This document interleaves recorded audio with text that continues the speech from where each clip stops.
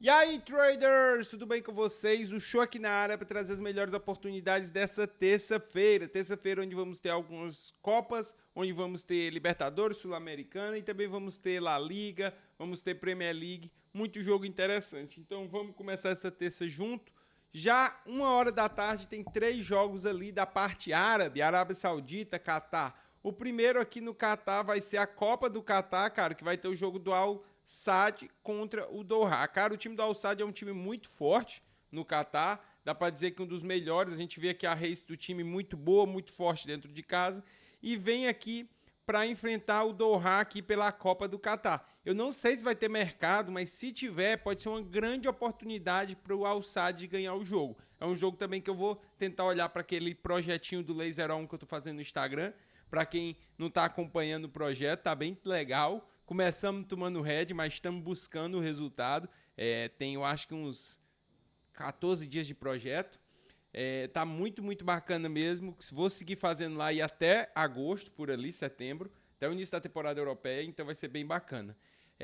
O Doha, pelo outro lado, é um time médio, então vai ter bastante dificuldade. Eu acho que o Saad vem bem favorito para esse jogo. Acho um jogo bem bacana, bem legal. O grande problema desse jogo vai ser liquidez. Agora aqui do Campeonato Árabe, que é um campeonato que eu estou acompanhando muito esse ano, né? É um campeonato que ganhou muita liquidez, que ganhou bastante audiência e realmente está muito bom, principalmente para trabalhar gols. Ontem o Al Hilal acabou empatando e está dando novamente uma oportunidade para o Al Nassr encostar, para o Al Nassr chegar perto. Tá faltando aqui poucas rodadas para terminar o campeonato e o Al Nassr vem para esse jogo fora de casa. Se o Al Nassr ganha, vai para 60 e tem a oportunidade de encostar. O Al Ittihad abriu 6 pontos e agora está muito tranquilo, cara. Faltando 5 rodadas, 6 pontos de vantagem. Seria um milagre que eu acho o Al Ittihad entregar essa liderança.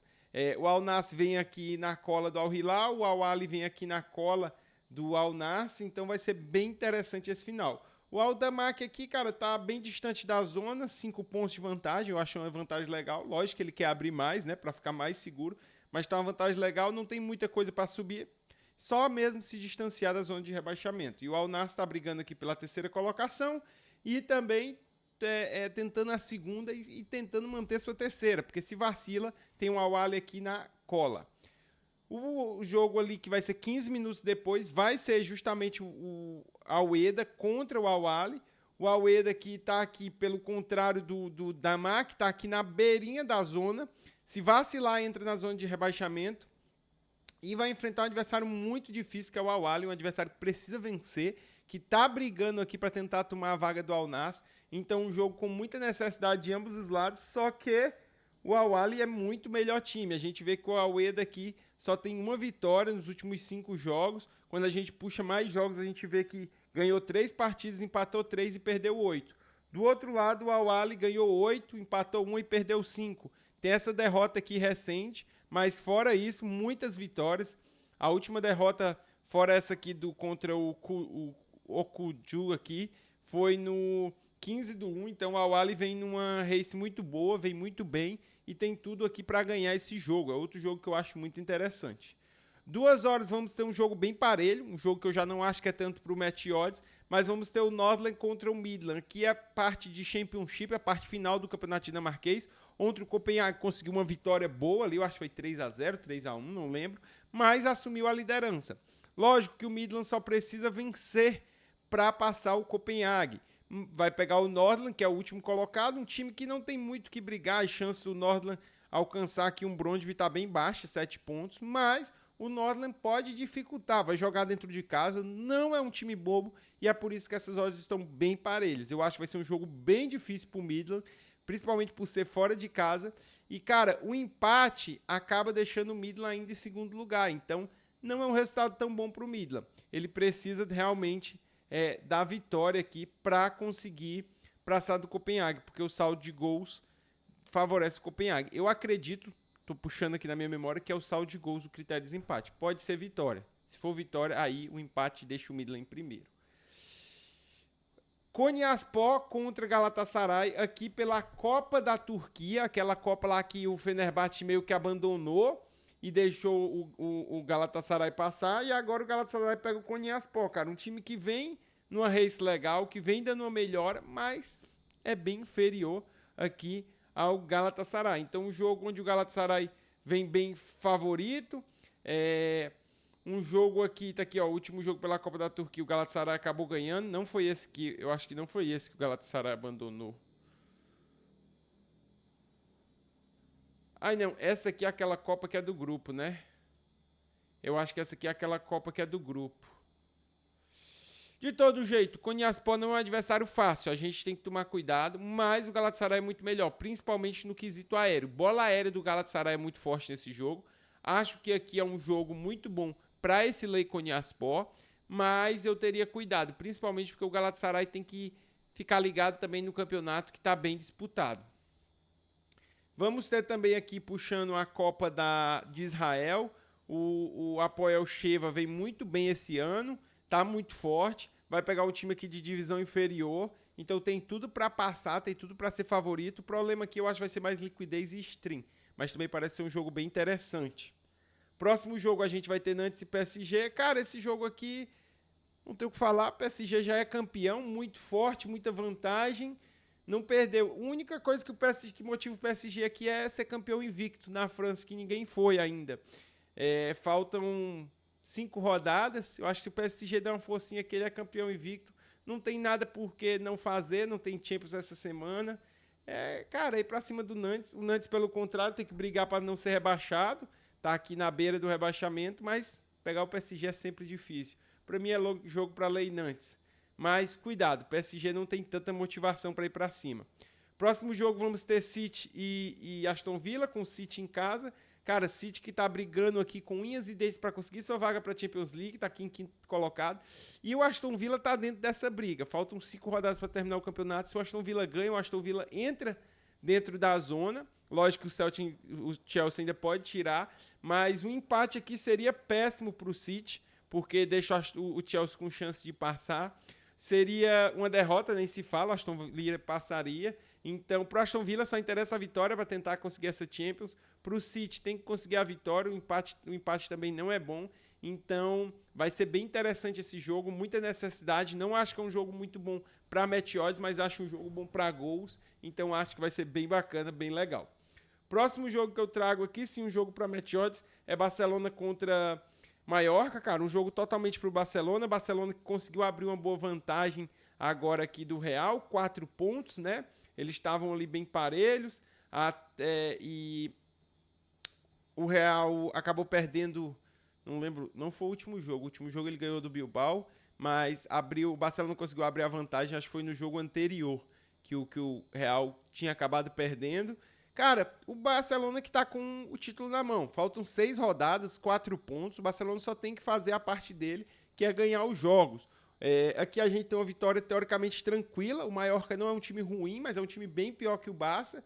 Então acho que é tudo para ser uma vitória do Barcelona de certa maneira tranquila. É um time muito bom, muito forte. E é jogo para Lei Mallorca, não tem muito o que dizer. Rio Ave contra Sporting, aqui é pela Taça de Portugal, não é o campeonato. Cara, é um campeonato que aqui é uma oportunidade de título para o Sporting, já que agora o Benfica assumiu a liderança e vai ser difícil o Sporting tomar essa liderança, apesar que ainda é possível. Então, para o Sporting não ficar sem nada, tem que focar nessa taça, tem que ganhar. Eu acho que ele é bem melhor que o Rio Ave, não tem comparação nisso. Então, também é um jogo muito puxado para o lado do Sporting. Eu acho que esses dois jogos aqui, o grande problema vai ser odd. Estão bem esmagados, mas eu acredito que são os jogos aí com a tendência de padrões mais fáceis dos favoritos dominar. Agora entrando na Sul-Americana e na Libertadores, cara, de 7 horas eu separei alguns jogos, principalmente por necessidade, mas eu tenho dúvidas sobre o padrão. Primeiro a gente vai ter LDU e Flamengo. A LDU que está como líder do grupo, cara,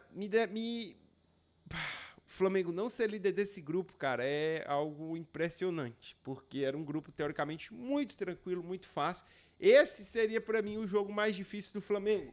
A LDU na casa da LDU, porque tem altitude. Lá não é uma grande altitude, é próximo de 3.000 metros, mas já chega a ser uma altitude que incomoda, que prejudica. Não é à toa que a odd vem bem parelha. Cara, o Flamengo precisa muito dessa vitória, principalmente se quiser passar em primeiro. Porque caso dê a vitória para a LDU, aqui a LDU já vai para 7 pontos, O Flamengo fica com 3 partidas aí para buscar essa primeira colocação. Vai ter que esperar que a LDU perda pontos para o Central Córdoba, perda pontos para o Táchira, e isso é bem complicado.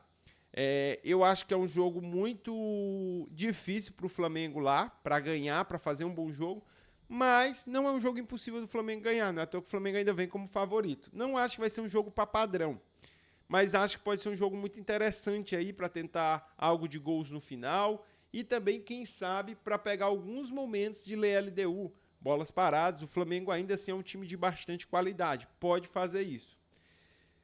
Guarani Independente, cara. O Guarani é um time bem fraco, cara. Não acho que é um time tão bom, mas é o líder do grupo. O Independente acabou vacilando ali. É outro grupo que eu achava que seria teoricamente fácil para o Independente. O Nacional Potosí é um time que é muito forte na altitude, então acaba que na altitude consegue se beneficiar, fez uns pontos. E esse aqui é um jogo, cara, muito importante para o Independente tentar virar. Não acho que vai ser fácil na casa do Guarani, mas eu acho que o Independente tem chance sim. Acho que tem uma pequena chance de padrão aqui. A gente tem que ser sincero, o padrão está bem difícil na América do Sul, nessa Sul-Americana Libertadores, mas eu acho que o Independente veio um pouco melhor aqui. Mas esse, para mim, parece ser um jogo muito duro, muito difícil. Mas começa a ter, a partir dessa terceira para quarta, quinta rodada, vai ter muita necessidade. Então começa a ser um jogo de necessidade que o Guarani não pode perder. O Guarani conseguindo um empate, uma vitória nesse jogo, já garante ele muito próximo da classificação nessa Sul-Americana. Para completar o grupo, vamos ter o Boston River contra o Nacional Potosí. Cara, a gente sabe que o Nacional Potosí é um time muito fraco, só que por jogar numa altitude muito grande, ele tem muita vantagem dentro de casa, mas fora ele decai muito. O mercado dava aqui um extremo favoritismo de abertura e agora já está corrigindo.